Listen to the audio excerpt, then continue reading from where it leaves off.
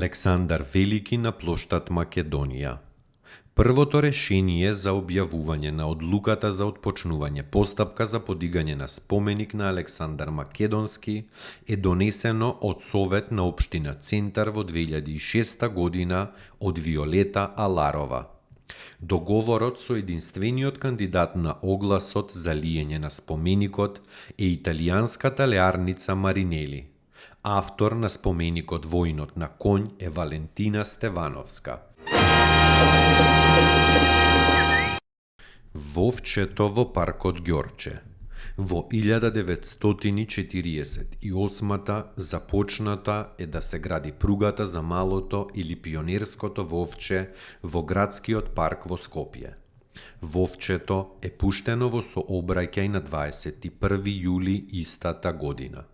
Била изградена и целосна инфраструктура како и две станици. Почетната Стив Наумов кај езерце во паркот, како и последната Борка Талески. Вовчето сообраќало во должина од 5 километри и тоа од паркот во Долно Нерези.